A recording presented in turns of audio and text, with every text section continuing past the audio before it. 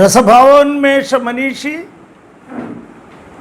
సరసకవన పీయూష వర్షి సజీవ కళారాధనా తపస్వి ఆ జాషువా మనస్వి కవి పీష్వా యశస్వి నీ కవిత స్థాస్సును నిర్జర ఝరీ జాయమాన కవితా నిర్మాతవు నీవెక్కితిపోయి మత్త గజాలు మహత్తర పగటి దివిటీల పల్లకీలు గుండె గుండెకు జబ్బజరచి పలుకు పలుకుకు తేనెలొలుకు తీయ తెరుగును చిలకరించి కూయిచుంటివి కవికు కెలగా రసభావోన్మేష మనీషి సరసకవన పీయూష వర్షి సజీవ కళారాధనా తపస్వి ఆ జాషువా మనస్వి కవి పీష్వా యశస్వి నీ కవిత స్థాస్సును నిర్జర ఝరీ జాయమాన కవితా నిర్మాతవు నీవెక్కితిపోయి మత్త గజాలు మహత్తర పగటి దివిటీల పల్లకీలు గుండె గుండెకు జబ్బజరచి పలుకు పలుకుకు తేనెలొలుకు తీయ తెనుగును చిలకరించి కూయుచుంటివి కవికోకిలగా అటువంటి మహాకవి జాషువా గారి గబ్బిలం కావ్యం యొక్క ప్రశస్తి గురించి మరియు డాక్టర్ బిఆర్ అంబేద్కర్ యొక్క కుల నిర్మూలన గురించి ఈరోజు మనం మాట్లాడుకోబోతున్నాం. ఆంధ్ర సాహిత్యంలో ప్రధానంగా నన్నయ్య, తిక్కన, ఎర్రన వీళ్ళంతా కూడా భారత అనువాదానికే వరకే పరిమితమయ్యారు. భారతాన్ని అనువదించారు, పోతన భాగవతాన్ని అనువదించాడు, శ్రీనాథుడు హర్షనైషధాన్ని అనువదించాడు, ఇంకా మిగిలిన హరవిలాసం కొన్ని పుస్తకాలు అనువదించాడు. ఆ తర్వాత కృష్ణదేవరాయల యుగం వచ్చిన తర్వాత మనకు భారతంలో ఉండేటువంటి కొన్ని కథలు తీసుకొని ప్రబంధాలుగా మలిచారు. మలిరాయల యుగం వచ్చిన తర్వాత ఈ భారతంలోనే చిన్న చిన్న కథల్ని శశాంక విజయం అని, ఈ అర్జునుడి యొక్క దండ యాత్రని అంతా కలిపి విజయ విలాసం అని నడిపారు. వసు చరిత్ర భారత కథ అయినా కొంత స్వతంత్రంగా నడిచింది. ఆ తర్వాత వేమన వచ్చి ప్రజల యొక్క జీవన విధానం మీద ముక్తకాలు రాశాడు. ఆట వెల్దులు, తేటగిల్దుల్లో ఆయన రాసించాడు. ఆ తర్వాత ఒక ఆల్టర్నేటివ్, ఒక ప్రత్యామ్నాయమైన కావ్యం అనేది గుర్రం జాషువా గారు రచించినటువంటి గబ్బిలం మాత్రమే స్వతంత్ర కావ్యం వచ్చింది మనకి. ఈ గుర్రం జాషువా గారు ఈ స్వతంత్ర కావ్యం కాబట్టే ఆయనకి పద్మశ్రీ, పద్మవిభూషణ, తర్వాత భారతదేశంలో ఉండేటువంటి అన్ని బిరుదులు వచ్చినాయి. అంతకుముందు స్వతంత్ర కావ్యాలు లేవు. విశ్వనాథ సత్యనారాయణ గారు 1000 పడగలు రచించిన తర్వాత విశ్వనాథ సత్యనారాయణ గారు రామాయణ కల్పవృక్షం రాసిన అన్ని భారత రామాయణ కథలనే ఆయన తీసుకున్నాడు. అయితే భారతదేశంలో ఉండేటటువంటి ఈ భారతదేశానికి మూల పురుషులైనటువంటి ఈ భారతదేశ సృష్టికర్తలు ఎవరైతే ఉన్నారో, చిక్కిన కాచుచే తనివి చెందు అమాయకుడు అనే క్యారెక్టర్, ఒక అతనిలో ఇన్నోసెన్సీ ఉంది. అంతేకాకుండా ఎల్ల కష్టముల్ బొక్కెడు బువ్వతో మరచిపోవు క్షుదారల దగ్ధమూర్తి, పైన తెలుగు పదం వేసాడు చిక్కిన, రెండో పదము బొక్కెడు అనే ప్రాసలో వేసాడు. బొక్కెడు బువ్వ, బొక్కెడు అంటే మనం అంటాం ఒక దోసెడు బువ్వని బొక్కెడు బువ్వ అంటే నోట్లో కుక్కు ఉండేంత బువ్వే బొక్కెడు బువ్వ. కవి యొక్క గొప్పతనం చిక్కిన పదము, చిక్కిన కాచుచే అనే పదము దళిత వాళ్ళ నుంచి వచ్చిన పదమే. బొక్కెడు బువ్వ అనే పదము దళిత వాళ్ళ నుంచి వచ్చిన పదమే. అంటే ఇక్కడ నాయకుని యొక్క అభివ్యక్తి నుంచి పద్యం రాశాడు, అవుట్ సైడ్ నుంచి అల్లా. ఆయన ఇంకొక వైపు నుంచి ఈయన వర్ణించలే, ఈయన జీవన విధానంలో నుంచే ఆయన వర్ణించాడు. ఈ బొక్కెడు బువ్వతో బువ్వ అనే పదం, కూడు అనే పదం, తర్వాత మన తెలంగాణలో గట్కా అనే పదం, తర్వాత బువ్వ అని ఎక్కడి నుంచి వచ్చింది, బువ్వ కొంచెం తెల్లగా ఉంటుంది కాబట్టి, కూడు నలుగురు కూడి అన్నాన్ని ఒకేసారి భోజనం చేస్తారు కాబట్టి, అందరు కలుపుకొని ఒక చోట కూడికతో తినేది కాబట్టి కూడు. తెలుగు సాహిత్యంలో పంచకావ్యాల్లో ఎక్కడ బొక్కెడు బువ్వ అని వాడినట్టు నాకు ఎక్కడ కనపడలా. తిక్కన తెలుగు పదాలు బాగా వాడాడు ఆయన, బువ్వ పదం తేలా ఆయన. ఇక్కడికి వచ్చేళ్ళకి క్షుధానల దగ్ధమూర్తి సంస్కృతం వేశాడు అక్కడ. క్షుధ ఆకలి అనే అనడం, మంట. ఈ క్షుధానల దగ్ధమూర్తి, బ్రాహ్మణులేమో బయట యజ్ఞయాగాలు చేసి బయట వాడికి మంట ఉంది, వారు బయట మంట. యజ్ఞం దగ్గరికి కూర్చున్నారంటే ఆపురి బాయకుంటూ మకరాంక శశాంక మనోగ్నమూర్తి అన్నాడు అలసాని పెద్దన. ఇతంది లోన మంట, ఆ లోన మంట కూడా క్షుధ, కడుపు నుంచి వచ్చేది, పొట్టలో నుంచి.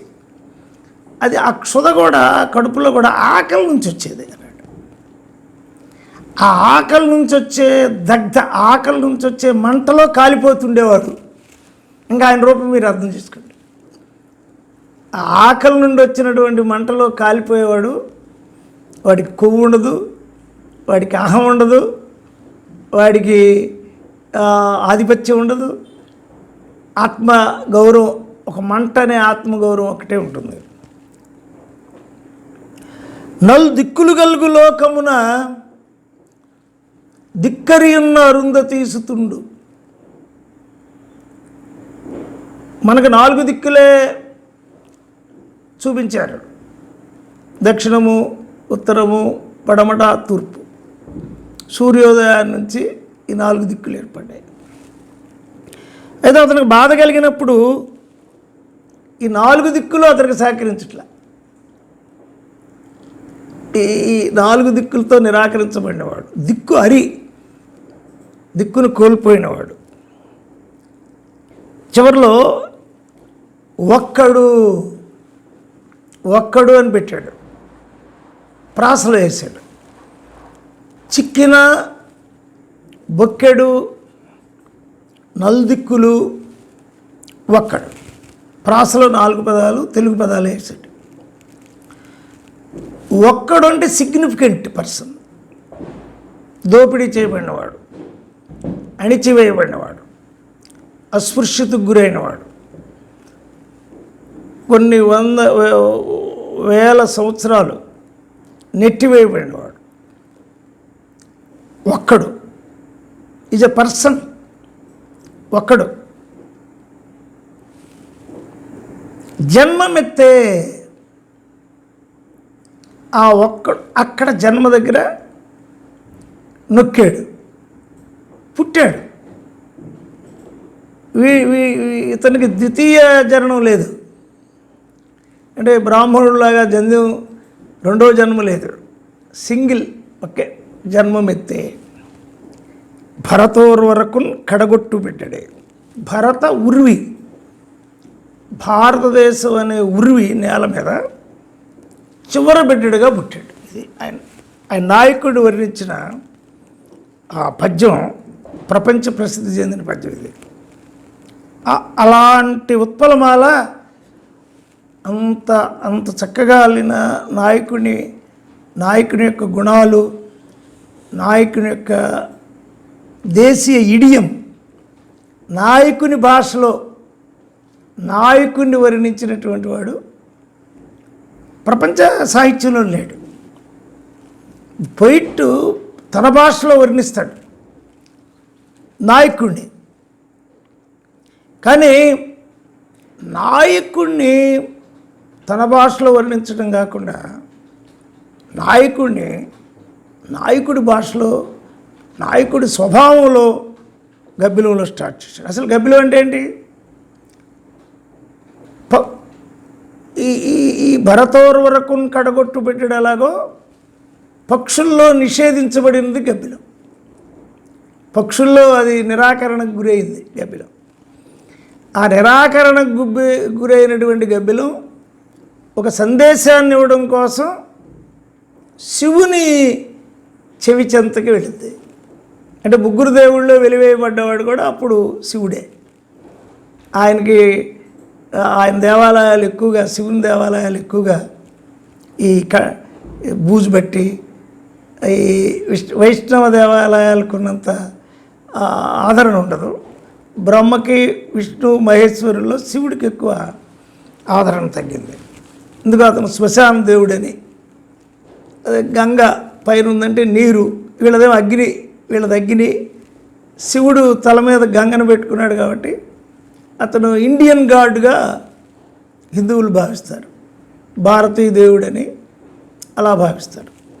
భారతీయుల కంటే వీళ్ళు మొట్టమొదటి దళితులు, తర్వాత హిందువులు ఓన్ చేసుకున్నారు శివుడిని. ఆ శివుడి దగ్గరికి వెళ్ళినప్పుడు గబ్బిలం, ఏమయ్యా నీకు ఎన్ని విషయాలు తెలుస్తున్నాయి, కానీ పాపం ఒకళ్ళు ఈ దేశంలో ఆది మానవులు, ఆది భారతీయులు, మూలవాసులు, భారతదేశానికి ఆర్యులు రాకముందే యక్షులు, కింపురుషులు లో నుంచి వచ్చిన వాళ్ళు, గాంధర్వుల్లో నుంచి వచ్చిన వాళ్ళు, అనేక యుద్ధాల్లో ఓడిపోయి నిరాకరించబడి నెట్టివేయబడి వాళ్ళు అసలు భారతదేశంలో గుర్తింపు లేకుండా ఒక మూలన ఉండి జీవిస్తున్నారు. చాలా చాలా దుర్భరమైన జీవితం గడుపుతున్నారు. శివ, నువ్వు కొద్దిగా వీళ్ళ విషయం, కొన్ని విషయాలు నేను నీకు చెప్తాను అని గబ్బిలం శివునికి చెప్తుంది. ఇది స్టోరీ. ఎందుకు ఈ స్టోరీ తీసుకున్నారు మీరు, శివుడికి గబ్బిలం ఎందుకు తీసుకున్నారంటే, అప్పటికి ప్రసిద్ధి చెందింది యక్షగానం. యక్షుడు తమ నివేదనని మేఘాల ద్వారా నివేదించుకోగలుగుతారు. వాళ్ళు జలపుత్రులు. అయితే నేను మేఘాల ద్వారా చెప్తే అది ఆకాశంలో ఇమిడిపోద్ది. కాబట్టి శివుని పూజారి లేనప్పుడు చెప్తే, కొంచెం పూజారి లేనప్పుడు చెప్తే ఆయన చెవిలో కన్నా ఏమైనా ఎక్కుద్దేమని గబ్బిలం అని పేరు పెట్టాడు. గబ్బిలం అనే పేరు కూడా ఆల్టర్నేటివ్ నామవాచకమే. మను చరిత్ర, వసు చరిత్ర, ఆముక్తమాల్యద, భారతం, రామాయణం, భాగవతం, ఇవన్నీ కూడా హిందూ జీవన గాథలు. కానీ గబ్బిలం వచ్చేటప్పటికి, గబ్బిలం అనేటప్పటికి ఒక పక్షి, ఆ పక్షి కూడా నిరాకరించబడిన పక్షి. నేను విశాఖపట్నం జైల్లో గబ్బిలాలు ఏలాడటం చూసే చెట్టుకి ఎంఎస్ వార్డులో పెట్టాను నన్ను. ఆ గబ్బిలాలు వచ్చి మామూలుగా మన రూముల్లోకి వచ్చేసేది. ఒక పెద్దగా గాలి కొట్టినప్పుడు వచ్చేసేది. ఏంటి జాషువా గారు గబ్బిలం తీసుకున్నాడు ఏంటి అంటే, ఆ గబ్బిలానికి ఆదరణ లేదు, నిరాకరించబడిన పక్షిది. దళితుడు కూడా నిరాకరించబడ్డాడు అనే ఆలోచన. రెండో పద్యం ఇంకా బలమైన పద్యం రాశాడు ఆయన. పూప వయస్సులో వలసబోయిన చక్కని తెలుగు గైతకున్ ప్రాపకమిచ్చినట్టి రఘునాథ నృపాలకుడెలియున్న తంజావూరి మండలంబునకు చక్కగా దక్షిణ భాగభూములన్ కాపురముండే ఆ పరమగర్భ దరిద్రుడు నిధివంతుడై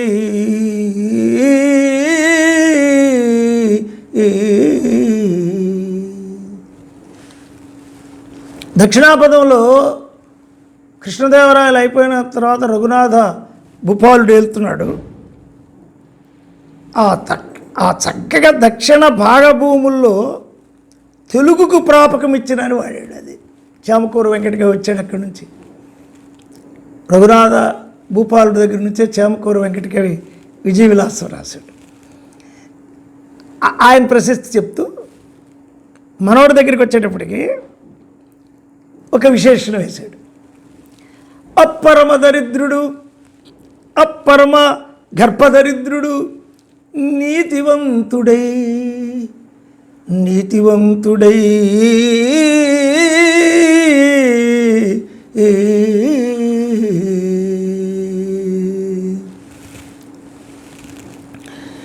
ఈ చిక్కిన కాస్తే చదివి చెందు అమాయకుడు యొక్క క్యారెక్టర్ ఏంటంటే నీతి. అతనుకుండే ఉత్పత్తి పరికరాలు అతనికి ఏవైతే ఉన్నాయో అవే ఉన్నాయి తప్ప కొన్ని వందల సంవత్సరాలు ఆ ఉత్పత్తి పరికరాల కొడుకు అంటే ఆ తోలు తీయటం, ఆ చెప్పు కుట్టడం, ఆ ఆరే సారే ఆ చిన్న వస్తువులు తప్ప ఆయన ఏ భూములు ఆక్రమించి ఇవ్వలేదు. ఒక్క అవినీతి కార్యక్రమం కూడా భారతదేశంలో చేయనివాడు, ఇతరుల సొమ్ము ఆశించినవాడు. యాక్చువల్గా ఇతనే పరిపాలకునికి అర్హుడు. ఒకరోజు రాజ్యం పోగొట్టుకున్నప్పటికి కూడా అపరమ గర్భదరిద్రుడు, అపరమ గర్భదరిద్రుడు, అక్కడ చూడండి ఎలా వేసాడు. ధనపరంగానేమో పరమ గర్భదరిద్రుడు, అపరమ గర్భదరిద్రుడు, నీతివంతుడై నీతివంతుడై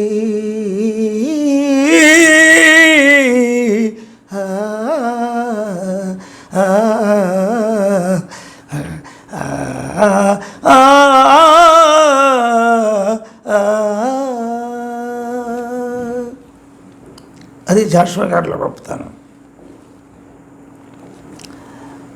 నీతివంతుడైనటువంటి వాడిని నేను క్యారెక్టర్ తీసుకున్నాను. నా నాయకుడు నీతివంతుడు. వసు చరిత్రలో గిరికాదేవిని పెళ్లి చేసుకున్న వసురాజు ఎంతోమందిని నిర్జించాడు. మను చరిత్రలో ప్రవరాఖ్యుడు అవినీతివంతుడు, యజ్ఞయాగాల కోసం ఎన్నో దానాలు తీసుకున్నాడు. ఇక అందరు నాయకులు అవినీతి పరులే. భారతంలో రామాయణంలో క్యారెక్టర్స్ అన్నీ అవినీతి పరులే.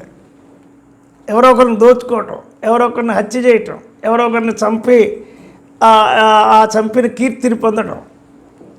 కానీ ఈ నాయకుడు అపరమగర్భదరిద్రుడు, అపరమగర్భదరిద్రుడు, నీతివంతుడై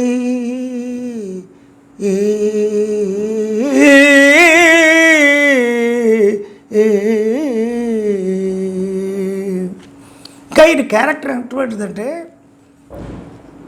ఇప్పుడు మనం మాదిగా అని పిలుస్తున్నటువంటి ఈ చమారులు, ఈ చెప్పులు గుట్టి జీవనం చేసే ఈ మహోన్నతమైనటువంటి వ్యక్తులు, ఈ భారతదేశాన్ని సైన్యానికి ఈ దేశంలో బూటు కుట్టిన వాళ్ళు, భారతదేశంలో అడవుల్లోకి వెళ్ళడం కోసం పాదరక్షణ కుట్టిన వాళ్ళు, ఏనుగులకి అంబారీలకి తోళ్ళు కుట్టిన వాళ్ళు, గుర్రానికి గళ్ళాలు కట్టిన వాళ్ళు, భారతదేశ సంస్కృతికి మూల పురుషులైనటువంటి ఈ మాదిగలు వాళ్ళ యొక్క మా నాయకుడు ఈ మాదిగ దళితుడు, మా నాయకుని యొక్క ఆ క్యారెక్టర్, ఆ గొప్పతనం ఎంతదంటే, ముప్పు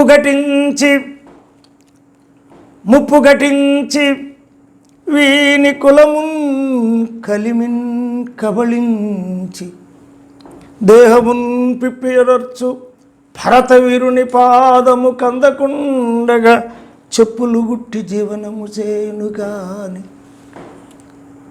నిరాకరింపలేదు ఎప్పుడు. ముప్పు ఘటించి వీని కులమున్ కలిమిన్ కబళించి దేహమున్ పిప్పియరొచ్చు భరతవీరుని పాదము కందకుండగా చెప్పులు గుట్టి జీవనము చేయును గాని నిరాకరింపలేదు. ఎప్పుడు అప్పు పడ్డది సుమి భరతావని వీని సేవకును. భారత సాహిత్యంలోనే అద్భుతమైన పద్యం ఇది. భారత సాహిత్యంలో ఎంతోమంది గొప్ప కవులు ఉన్నారు. తెలుగు సాహిత్యంలో కూడా భట్టుమూర్తి రామరాజపురుషుడు ఉన్నాడు, చరిత్ర రచించాడు. వేమన ఉన్నాడు. బ్రాహ్మణుల్లో కూడా గొప్ప కవులుగా వచ్చి కవిత్వం రాశారు. కానీ ఈ క్యారెక్టరైజేషన్ రాసినవాడు, ఇంత గొప్ప రాసినవాడు ఏ కవుల్లో కూడా లేడు. ఒక నా నీతివంతుడు అయిన ఈ చెప్పులు గుట్టి జీవనం చేయని వాడి యొక్క క్యారెక్టర్ ఏంటంటే, అతని కులానికి ముప్పు కట్టించారు, వాడిని ముప్పు తెచ్చారు. చక్రవర్తి అయిన వాడిని ఒక అస్పృశ్యుడిగా మార్చేశారు. స్పృశ్యుడైన వాడిని, తాత్వికుడైన వాడిని, భారతదేశానికి జ్ఞానాన్ని ఇచ్చిన వాడిని తీసుకొచ్చి ఒక అస్పృశ్యుడిగా మార్చారు. కులాన్ని కబళించారు, కలిమిని కబళించారు. చివరికి ఒక చిన్న గుడిసిచ్చారు. దేహాన్ని పిప్పి చేశారు. శరీరంలో కండ లేదు, కొవ్వు లేదు. కానీ ఈ భరతవీరుని పాదము కందకుండగా నువ్వు ఎంత చేసినా ఈ భారతదేశంలో ఉన్న ప్రతి ఒక్కడి కాలికున్న చెప్పు అతను కుట్టిందే.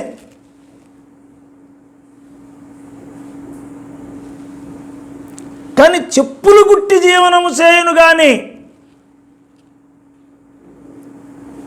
ఒక దున్నకొర్రకు తోలు తీసి ఆ తోలు రసాయనాల్లో వేసి ఆ తోలు బయట ఎండబెట్టి ఆ తోలు కాలికి సరిపోయినంత కత్తితో గీసి ఆ తోలు చెప్పు గుట్టి నిన్ను రోడ్డు మీద నడిపించిన వాడిని నువ్వు చెప్పుతో నువ్వు హీనంగా చూసావు.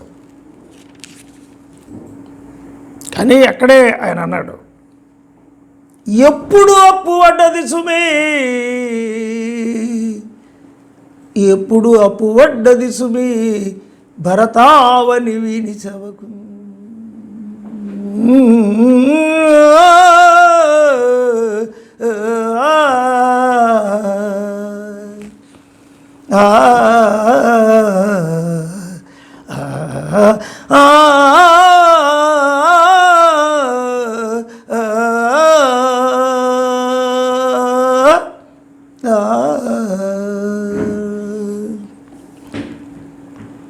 నీతివంతుడు, ఆ పరమగర్భ దరిద్రుడు నీతివంతుడు చెప్పులు గుట్టి జీవనము చేయను కానీ నిరాకరింపలేదు. ఎప్పుడు నిరాకరించలేదు. ఎప్పుడు అప్పు పడ్డది సుమి భరతావని వీని సేవకు. 3000 సంవత్సరాల అప్పు, 3000 సంవత్సరాల నిరాకరణ, 3-4 వేల సంవత్సరాల నిరాకరణ, అణిచివేత నుంచి వాడు ఏ చెప్పు నీతివంతుడుగా ఉన్నాడు. నా హీరో నీతివంతుడు. కృష్ణుడిలాగా కంసుడిని చంపలేదు, జరాసంధుడిని చంపలేదు, భీముడిని వెంట తీసుకెళ్ళి కీచుకుడిని చంపలేదు, భీముడిని పురమాయించి కీచుకుడిని చంపలేదు. హంతకుడు కాదు నా హీరో. నా హీరో అని ఇంకా ఎంత గొప్పవాడంటే ఛాలెంజ్ విసురుతున్నాడు. వాని రెక్కల కష్టం బులేని నాడు సస్యరమ పండి పులకింప సంశయించు.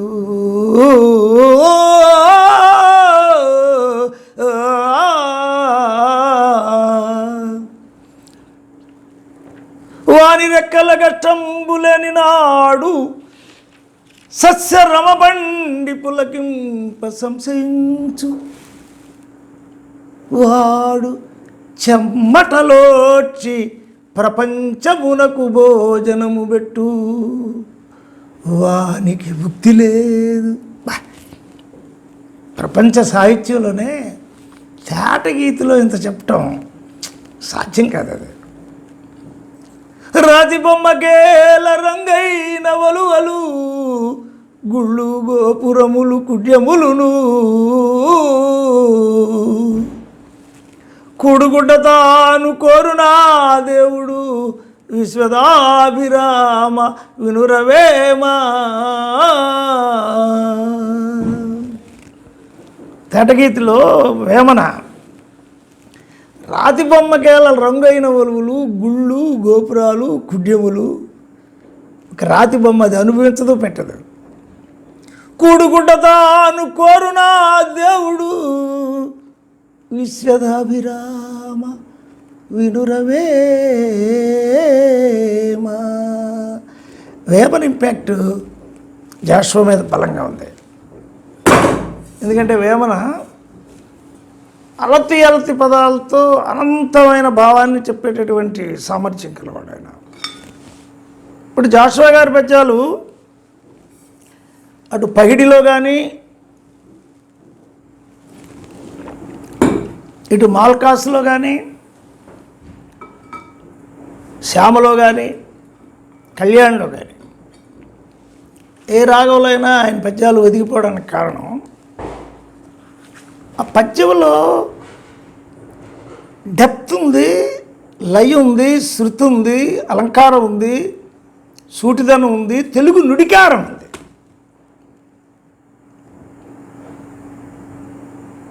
మొన్న తెలంగాణలో ఆంధ్రప్రదేశ్లో వర్షాలు కురిసినాయి. పంట అంతా ఓదిలి మీద ఉంది, పంట అంతా పండి ఉంది. ఇక కోసి మోపులు కట్టి బయటికి తీసుకురావాలి. ఈ కమ్మలు, రెడ్లు, రాజులు ఇక్కడ, క్షత్రియులు ఇక్కడ, అక్కడ వెలమలు, రెడ్లు, రకరకాల కులాలు, అయ్యా రెండయ్యా కొయ్యండి అయ్యా, కొయ్యిపోతే నేలలోనే పంటంతా విత్తనాలు అయిపోద్ది, చేతికి రాదు అని బతిలాడుకొని పరుగులు ఎత్తారు. కూలీలు, రైతు పంట కోసేవాడి కోసం, విత్తనం వేసేవాడి కోసం, నాటు వేసేవాడు, కోత కోసేవాడు, కలుపు తీసేవాడు, వీళ్ళందరి కోసం పరుగులు ఎత్తారు. అన్ని సందర్భాల్లో ఒక్క మాటతోనే చెప్పేశాడు. 50 ఎకరాల రైతు ఎవడైనా వాడు నాటేసుకుంటాడా? వాడు కోత కోసుకుంటాడా? ఇప్పుడు మిషన్లు తెచ్చారు మళ్ళీ. మన ఆంధ్రప్రదేశ్లోను అక్కడ వీళ్ళని దెబ్బ కొట్టడం కోసం కోసే మిషన్లు తెచ్చారు. అవి నడిపేవాడు ఎవడు కావాలా? ఆ ఓదిలు ఎత్తేసేవాడు ఎవడు కావాలా? ఒక్క మాటలో చెప్పాడు. వాని రెక్కల కష్టంబు లేని నాడు, సస్యరమ పండి పులకింప సంశయించు, వాడు చెమ్మటలోడ్చి ప్రపంచమునకు భోజనము పెట్టు. చెమటలోడ్చినాక శక్తి నిర్వీర్యమైంది, శక్తి కోల్పోతాడు. ఎండకి వానకి అన్నిటికీ తడిసి శక్తి, మళ్ళీ అన్నం తింటే కానీ ఫోర్స్ రాదు. కానీ ఎవడు ఈ దేశంలో శ్రమ చేస్తున్నాడో వాడికి భుక్తి లేదు అన్నాడు. భుక్తి, అడుక్కునేవాడికి భుక్తి ఉంది, విగ్రహాల దగ్గర ఉన్నవాడికి భుక్తి ఉంది.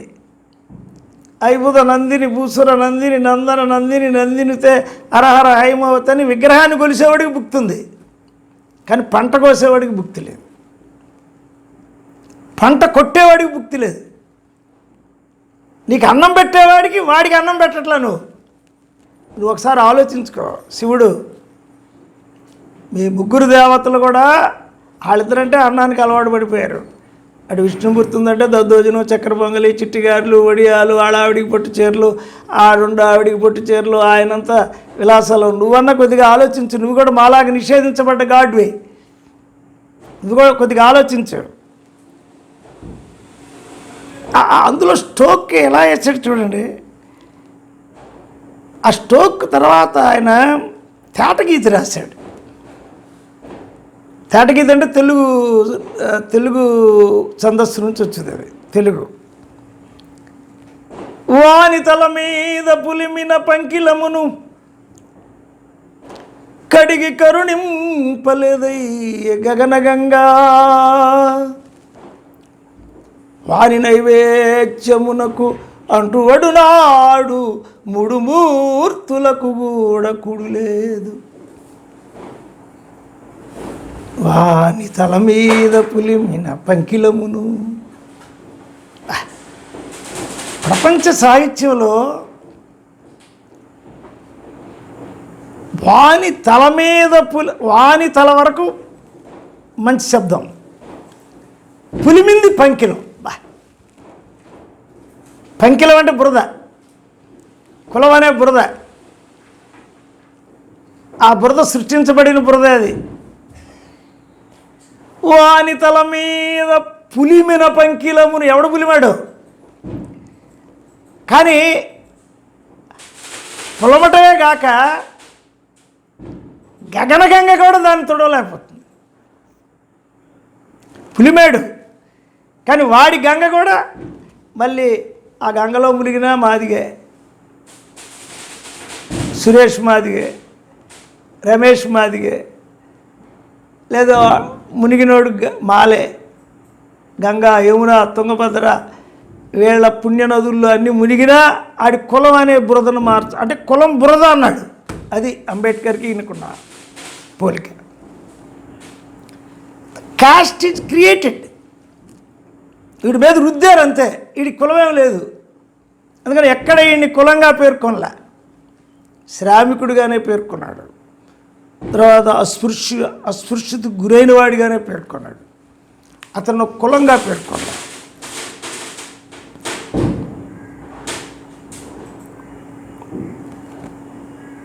ఇంకా రెండో స్టాంజాలోకి వెళ్ళలేకే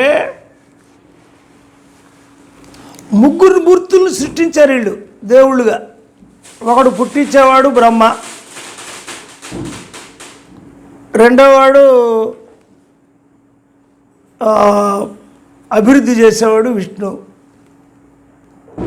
మరణాన్ని శ్మశానానికి తీసుకెళ్ళేవాడు శివుడు. మళ్ళీ ఈ మూడు మూర్తులకు కూడా మనమే కూడి పెట్టాలి. మళ్ళీ డిఫరెంట్ కూళ్ళు. మళ్ళీ పాలిటిక్స్ వచ్చినాయి, గాడ్స్లో కూడా పాలిటిక్స్ వచ్చినాయి. బ్రహ్మను నిరాకరించేశారు. మరి ఈ పక్కేమో శివుడిని నిరాకరించారు, విష్ణువుని పైకెత్తారు. పాలిటిక్స్లో వీళ్ళిద్దరూ ఓడిపోయారు. అయితే వీళ్ళ ముగ్గురికి మనమే కూడి పెట్టాలి. ఈడెదురు పడితే ఆ కూడి కూడా లేదు. ఎంత లోతుగా భారతీయ సమాజంలో అస్పృశ్యుడు అనేవాడు, అస్పృశ్యుడు అనేవాడిని సృష్టించడమే కాక, వాడి మీద కులం బురద పూయటమే కాక, ఆ బురద కడగడానికి వీల్లేని తత్వశాస్త్రం లేకుండా చేసి, బౌద్ధాన్ని రాకుండా చేసి, చార్వాకాన్ని రాకుండా చేసి, సామ్యవాదాన్ని రాకుండా చేసి, వాడిని అలాగే ఇది కులం నిజం అని చెప్పి ఆ బురద కడగకుండా వాడికి బురద పూసి, వీడు సృష్టించిన దేవుడికి పువ్వు పెడుతూ, వీడికి పువ్వు పెట్టేవాడికి పువ్వు లేకుండా, అంత ఆ 5 పద్యాల్లోనే ఆముఖం అంటాం మనం. కావ్యం యొక్క మొత్తం సారం మొదటి 5 పద్యాల్లో వస్తుంది. మరి 5 పద్యాల్లోనే అంటే చిన్న కావ్యానికి పద్మవిభూషణ, తర్వాత పద్మశ్రీ, ఇన్ని ఆయనకి జరిగిన సన్మానాలు భారతదేశంలో ఎవరికి జరగలేదు. నేను లండన్ వెళ్ళి మ్యూజియం లైబ్రరీలో చూస్తే ఈ గబ్బిలో అనువాదం ఉంది, కాకి మాధవరావు గారు చేసిన అనువాదం. అంటే ఎంత డెప్త్గా కావ్యాన్ని రచించాడు. కావ్య లక్షణాలతో పద్యంలో ఎక్కడ తప్పులేదు, అలంకారంలో తప్పులేదు, మళ్ళీ ప్రశ్న ఉంది, ఎనాలిసిస్ ఉంది, విశ్లేషణ ఉంది, సామాజికత ఉంది, రిథమ్ ఉంది, రైమ్ ఉంది, పాట లక్షణాలు ఉన్నాయి పద్యానికి. ఆ తర్వాత ఈ హిందూ మతం యొక్క దౌష్ట్యాన్ని వర్ణిస్తూ పామునకు పాలు చీమకు పంచదార, పామునకు పాలు చీమకు పంచదార, మేపుకొనుచున్న కర్మభూమిని జనించు ప్రాక్తనంబైన ధర్మదేవతకు కూడా ఉలికిపడు జబ్బు గలదు వీడున్న చోట.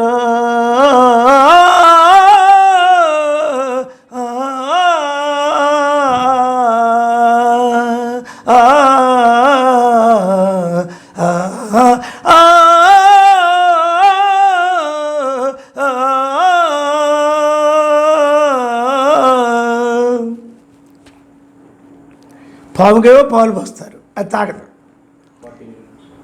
చీమకేవో పంచదార మేపుతారు. మేపుకొనుచున్న కర్మభూమిని జనించు ప్రాక్తనంబైన ధర్మదేవతకు కూడా ఉలికిపడు జబ్బు గలదు వీడున్న చోట.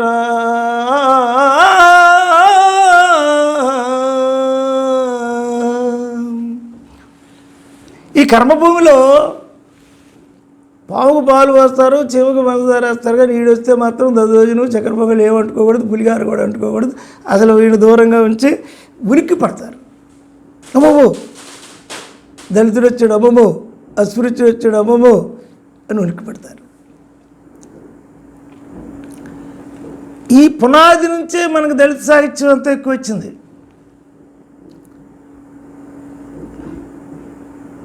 ఈ పునాది జాషువా గారు వేసిన పునాది లేకపోతే మీకు గద్రపాట కూడా లేదు. ఆ సిరిమల్లె ఓ సిరిమల్లె చెట్టు కింద లచ్చుమమ్మో లచ్చుమమ్మ నువ్వు చినబోయి కూర్చున్నావెందుకమ్మో ఎందుకమ్మ ఓ సిరిమల్లె. ఈ దేశానికి అన్నం పెట్టి ఈ దేశ సౌభాగ్యానికి మూలమైన దళిత తల్లి, దళితుడు, ఈ దేశ సంస్కృతికి మూలమైన వాడు, ఈ దేశ సంస్కృతిలో పశుపోషణ చేసిన వాడు, పాలు తీసిన వాడికి పాలు తాగే హక్కు లేదు, జంతు పోషణ చేసిన వాడికి, పంటలు పండించిన వాడికి అన్నం తినే హక్కు లేదు. సంస్కృతిని సృష్టించిన వాడికి, శిల్పికి శిల్పాన్ని చూసే హక్కు లేదు. ఎలా ఏమిటి అన్యాయం అని ఆ కావ్యం ఎంత కదిలించిందంటే భారతదేశాన్ని, ముఖ్యంగా ఆంధ్రదేశాన్ని. కులం అనేటటువంటిది రుద్దబడింది. అదే అంబేద్కర్ చెప్పాడు, ది క్యాస్ట్ రుద్దబడింది. వాడు కడగడు, మనం కడుక్కోవాల్సిందే. వాడు మన తల మీదకి వచ్చి కడగడు, మనం కడుక్కోవాల్సిందే. అది ఇప్పుడు మూమెంట్. ఈ రోజున్న మూమెంట్ ఏంటంటే అబాలిషన్ ఆఫ్ క్యాస్ట్. అది గబ్బిలం ద్వారా స్పృహ చేయబడింది. వస్తా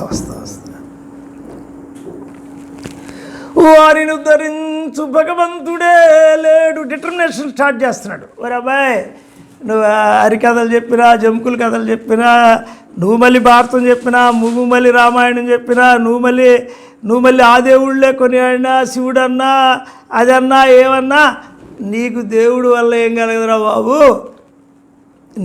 నీవే ఉద్ధరించబడాలి. వారిని ఉద్ధరించు భగవంతుడే లేడు, మనుజుడెట్లు వారికి అనుకరించు. ఆ దేవుడు సృష్టించాడనుకున్న చాతుర్వర్ణ్యాలు వాడింది కరుణిస్తాయి.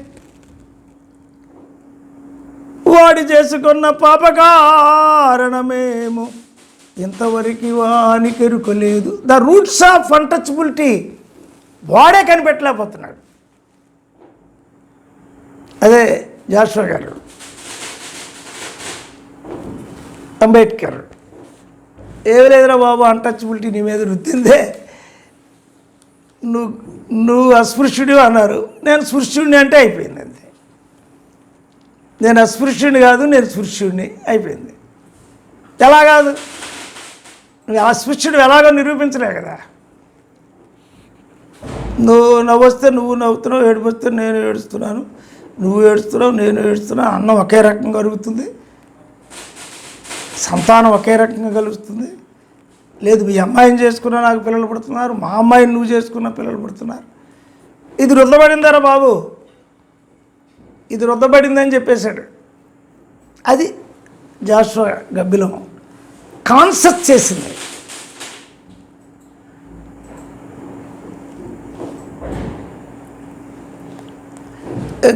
ఇంకా మనం ఈ పద్యం ప్రపంచ సాహిత్యంలోనే ఒక గొప్ప పద్యం మీకు వినిపిస్తా. ఆ భాగ్యుని రక్తంబు ఆహరించి ఇనుపగ జల తల్లి జీవనము చేయు కసరి బుసుగొట్టు అతని గాలి సోక 4 పడగల హైందవ నగరాజు. ఈ హిందూ మతం అనే నాగరాజు, ఈ హిందూ మతం అనే నాగరాజు, దానికి 4 పడగలు.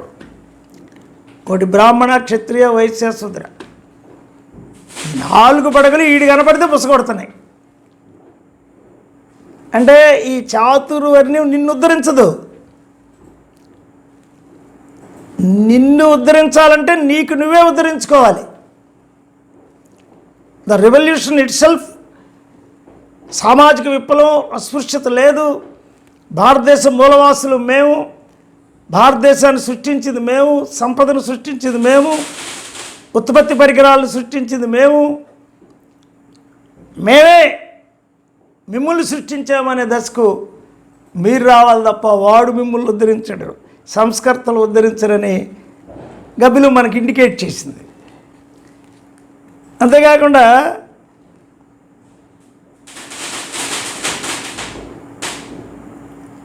ఇక్కడ ఒక మాట అంటాడు ఆయన,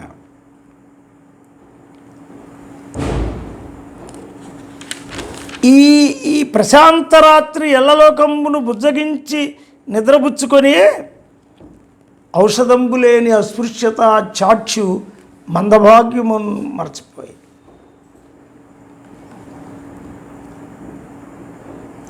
ఒక అస్పృశ్యతనే సృష్టించారు. స్పృశ్యత శబ్దం నైతత్పురుషం, అస్పృశ్యత. ఈ నై పోతే స్పృశ్యత. ఈ నై నెట్టపోగొట్టాలి, ఆ నెట్టపోగొట్టాలి. ఎవరైనా పోగొడతారా అని మనమే పోగొట్టుకోవాలి. మీరు పెట్టింది ఈ ఆ అనే శబ్దాన్ని, మీరు పెట్టింది. దుర్యోధనుడికి అక్కడ ఉండే పురోహితుడు భరద్వాజుడు, వశిష్ఠుడు వీళ్ళందరూ కలిసి పేర్లు పెట్టేటప్పుడు ముఖ్యంగా దుర్యోధనుడికి దుర్యోధనుడు అని పెట్టారు. వాడు సుయోధనుడు అని మార్చుకున్నాడు. దుర్యోధన ఉపసర్గ తీసేసి సుయోధనుడు అని మార్చుకున్నాడు. ఇదేదో కుట్రతో జరిగిందని తెలుసుకున్నాడు. ఆ కాస్ట్ పాయింట్ వచ్చేటప్పటికి ఎస్ ఇదేదో బ్రాహ్మణులు కొందరికి ఒక పేరు, కొందరికి ఒక పేరు పెడుతున్నారు. అందుకని మనం ఈ రోజున గబ్బిలం చాలా పెద్ద కావ్యం. అది ఒక నెల చెప్పుకోవాల్సిన కావ్యం. అదే బేసిక్ థాట్ ఏంటి జాషువా గారు తీసుకొచ్చిందంటే, కులం నీ మీద రుద్దబడింది, అస్పృశ్యత నీ మీద రుద్దబడింది, దానికి ఔషధం నువ్వే కనుక్కోవాలి. ఇప్పుడు కరోనా మనకు వచ్చింది, వ్యాక్సిన్ అంటున్నారు. మరి అస్పృశ్యతకి వ్యాక్సిన్ అని ఎందుకు అనలేదు? దాంతో వీళ్ళకి ప్రయోజనం ఉంది. వాడు ఊరికే పని చేస్తున్నాడు, వాడిని తిట్టొచ్చు, కొట్టొచ్చు, అపహాస్యం చేయొచ్చు, అన్ని హక్కులు వచ్చేసినాయి. మనుస్మృతి, పరాశర స్మృతి, యాజ్ఞవల్క్య స్మృతి, నారద స్మృతి, ధర్మసూత్రాలు, పురాణాలు, కావ్యాలు, ప్రబంధాలు, వీడిని అంటుకోవద్దు అని చెప్పినాయి. ఇందుకు ఒక్కడంత బేస్ చేసినాయి. ఒక్కడి మీద అంత దృష్టి ఎందుకు పెట్టినాయి? అంటే వీడు సామాన్యుడైతే పెడతాయా? అసామాన్యుడనేగా. ఇప్పుడు జైల్లో ఎవరిని పెడుతున్నారు? రాజకీయ నాయకులు వీళ్ళు ఎవరిని పెడుతున్నారు? ఆ జైల్లో పెట్టినటువంటి వాళ్ళు మొత్తం నేరస్తులేనా? తీర్పు ఎప్పటికి వస్తుంది? నిందితుడు రాకముందే జడ్జి చచ్చిపోతున్నాడు. అందుకని జాషువా గారు ఒక ఇండికేషన్ ఏమని ఇచ్చాడంటే, కర్మ సిద్ధాంతమున నోరుగట్టి వేసి స్వార్థలోలురు నా భుక్తిని అనుభవింతురు, కర్మయననేమో దానికి కక్షయేమో ఈశ్వరుని చేత రుజువు చేయింపమ్మ. జడ్జి ఈశ్వరుడు కూడా ఆయన చెప్పలేకపోతున్నాడు. విష్ణుమూర్తిని అడిగారు, ఏమయ్యా స్పృశిది ఎందుకు సృష్టించావు? తెలియదు. బ్రహ్మకు తెలియదు, ఈశ్వరుడికి తెలియదు, మూడు దేవుళ్ళకి తెలియదు. మరి ఈడెవడు భూదేవత సృష్టించాడు అన్నారు. ఈడెవడు భూసురుడు?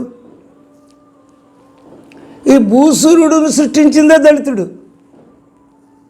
వాడు చెప్పులు మనవి, వాడు వేసుకునే వస్త్రం మనం నేర్చిందే, వాడి జందం దారం నుంచి వచ్చిందే, వాడి పిలక మనం కత్తిరితో కట్ చేసిందే. శ్రామికులను సృష్టించబడ్డ భూసురుడు శ్రామికులను నిరాకరించాడు. అది ఫిలాసఫీ అంటే. గబ్బిలంలో జస్ట్ పొయిటరీ కాదు, ఫిలాసఫీ ఉంది.